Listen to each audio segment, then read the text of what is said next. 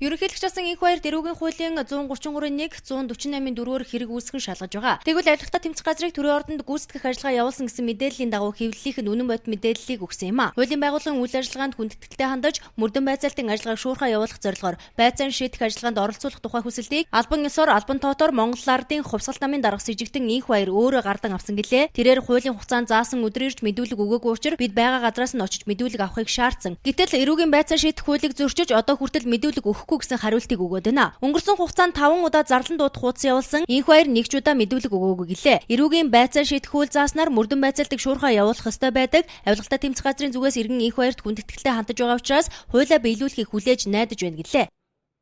За эрүүгийн хэрэгт холбогдсон шалгагдж байгаа хэний ч хувьд тийм ээ. Хуулийн байгууллагын дуудсан цагт хүрэлцэн ирэх үүргийг хуулиар хүлээсэн байгаа.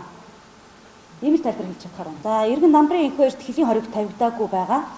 За түрүүний хийснээр батлан даалтад өгөх дасан сэргийл харах хэмжээг авсан байгаа. Мөн Шадар сайдын өрөөнд авилгатай тэмцэх газрын мөрдөн байцаагчид хууль бусаар нэвтрэн орж Оюнбаатар сайдын халдашгүй дарахын эрхэнд халдсан гэсэн мэдээлэл цацагдсан. Тэгвэл авилгатай тэмцэх газраас төрийн ордонд нэвтрэх эрхийн зөвшөөрөлт мөрдөн байцаагчид хуулийн дагуу ажиллаа хийсэн гэсэн хариултыг өгсөн юм а.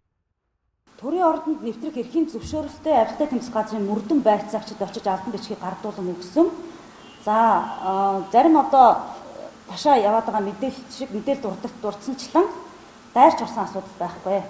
Барилга хот байгуулалтын сайд Баян Сэлэнг болон Батлан хамгаалахын сайд Цолмон нар түүнийг батлан даасан. Тиймээс авилгатай тэмцэх газраас дуудсан цагт ирэхгүй байгаа талаар Цолмон болон Баян Сэлэнг нарт мэдгдсэн боловч бас тодорхой хариултыг өдийг хүртэл өгөөгүй байна. Намын дарга нь хууль биелүүлэхгүй, намын гишүүд нь ч хууль биелүүлдэггүй. Хэрэв сэжигтэн энх баяр ирж мэдүүлгээ өгөхгүй бол хоёр сайд батлан даагч болсныхоо хувьд хуулийн байгууллагын хаалга татахад хүрнэ гэдгийг их сурвалж хэллээ.